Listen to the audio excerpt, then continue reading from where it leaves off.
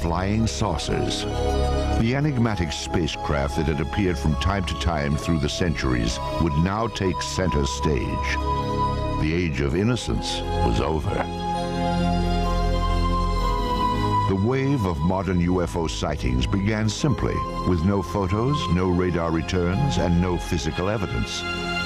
Just a story told by one man at the right time in history.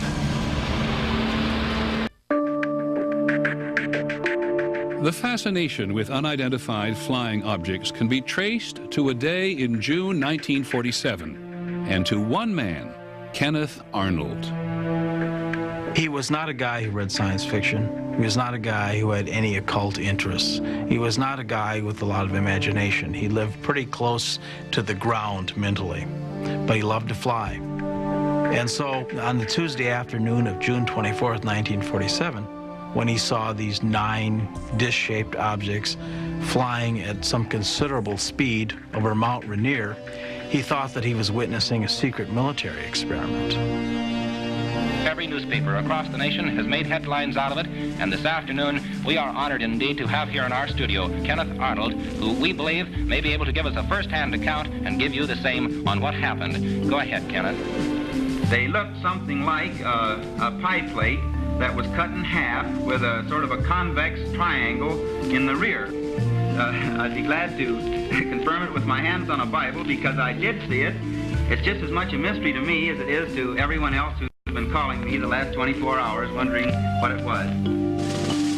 The press referred to the 9 objects Arnold said he saw as flying saucers.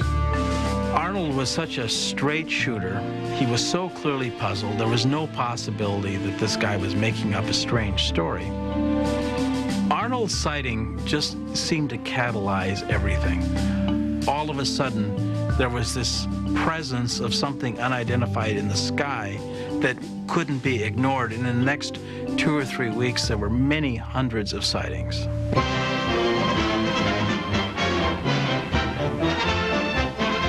Army fighter planes are on patrol for flying saucers. Cameras installed to photograph them. So many objects were being seen in the sky by so many people that the Army Air Force launched an investigation. They're seeing flying saucers everywhere. And on September the 23rd, 1947, General Nathan Twining issued a memo that said quite categorically, the phenomenon reported is something real and not visionary or fictitious. When it appeared that technological devices of some kind were penetrating American airspace, and we didn't know what they were and had no idea what to do about them, this was obviously a national security problem. It was the beginning of the Cold War, and what Americans feared most was being attacked by the Soviet Union. We didn't know what they might have flying. And so those concerns by the government, legitimate concerns by the government for our security, led eventually to them establishing a full-time office to investigate UFOs. The Air Force investigators quickly came to realize that they were not dealing with Soviet aircraft. Nothing man-made performed like flying saucers. They started thinking, well, if the Soviets aren't doing this, there's really no thing on Earth that can be doing this. And then on July the 24th, 1948, 2 experienced commercial pilots, Clarence Childs and John Whitehead, were flying at night over Alabama when they encountered what they described as a cigar-shaped object, perhaps 100 feet long, flying faster than any aircraft they had ever seen. It had, they said, 2 rows of windows, and they could see lights inside, and orange-red flames shooting out of the tail. Air Force investigators couldn't explain it. It could not possibly fly unless it had an engine in it that was beyond anything anybody on Earth could make. And this, in a sense, was their proof that they were dealing with the extraterrestrial technology. The Air Force investigators trusted the testimony of these experienced pilots and were forced to consider the incredible. Since 1948, there have been thousands of sightings by commercial and military flight crews. March the 12th, 1977. I was flying a trip from San Francisco to Boston, non-stop in a DC-10. It was an Airbus 320, and we had 24 passengers on board with very good condition. We were at 39,000 feet. We were just north of Dallas, Fort Worth. It was a beautiful, clear night. Out of nowhere, some lights appeared. Looking over to the left of me, just to the north of me, I noticed a red light of some kind to the far, the distance off our port side, our right side. And Larry says, well, keep an eye on it. He says, well, now it's coming at us. And they began a turn from pointing directly at us in an echelon sort of a turn away. It was not a plane, it was not a weather balloon. It was huge, absolutely huge. It was dark red color. And so this object began to become transparent and it disappeared. It was absolutely crazy. Crazy. It just was gliding through the sky so quietly, and as it did so, it blotted out the stars behind it. And it just reminded me of a submarine in the depths when it's quiet and just kind of motoring right on through, you know. There were no wings, there were no windows, and it was cigar-shaped. I saw what I saw, and this thing was not from here. I watched this big, gigantic light go out behind our left wingtip, and then as the turn progressed, it disappeared in the distance off to the back at a very high rate of speed. I've flown all the jets. I flew in the war. I flew B-17s in the war.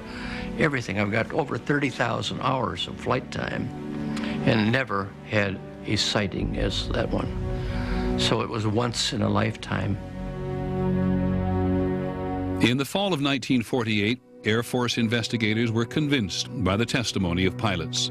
In a remarkable top-secret report to General Hoyt Vandenberg, the Air Force's Chief of Staff, the investigators said the Earth was being visited by alien spaceships. They took it so seriously that they risked their own careers by writing an estimate of the situation that they sent on to higher headquarters and said that UFOs, some of these UFOs could be extraterrestrial, which of course was not received well by the Pentagon. Hoyt Vandenberg looked at this thing and he said, I cannot accept this. I cannot accept this kind of conclusion because you don't have concrete proof that that's what kind of a device we're dealing with. The eyewitness accounts from experienced pilots were not enough for the general. The Air Force wanted the flying saucer phenomena to go away, but the popular fascination with mysterious flying objects was growing.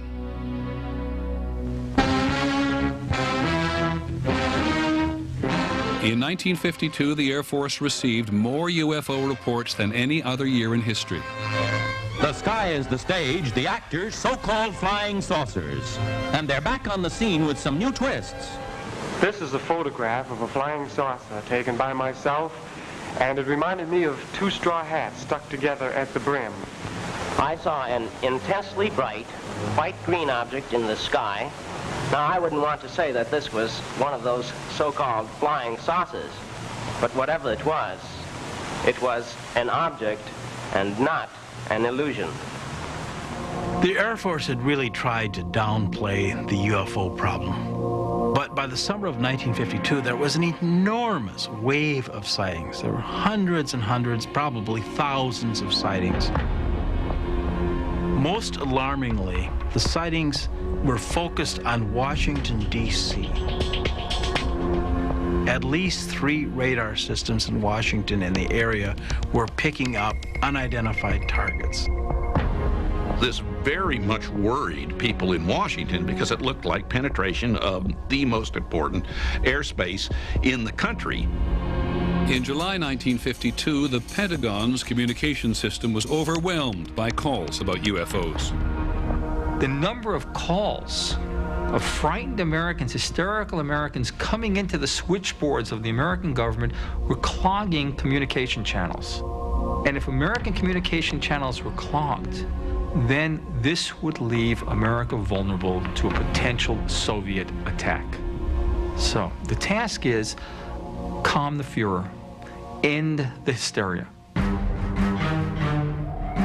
It was public hysteria, not the flying saucers themselves, that threatened the national security.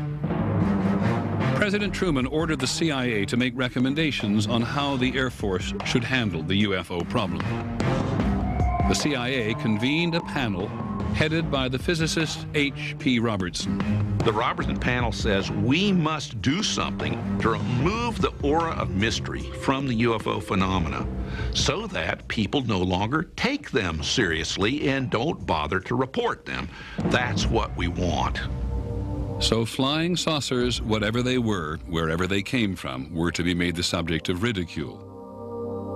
But it was impossible to control the public interest. The public was fascinated. One of the most widely read magazine articles at the time proclaimed, "The flying saucers are real." One of the most respected publications in America, Life magazine, published photographs. Flying saucers. The enigmatic spacecraft that had appeared from time to time through the centuries would now take center stage. The age of innocence was over.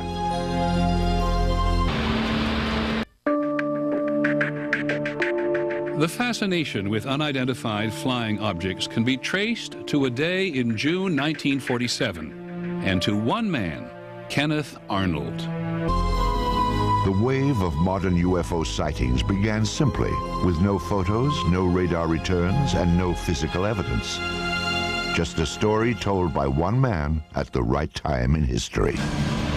On the Tuesday afternoon of June 24th, 1947, when he saw these 9 dish-shaped objects flying at some considerable speed over Mount Rainier, he thought that he was witnessing a secret military.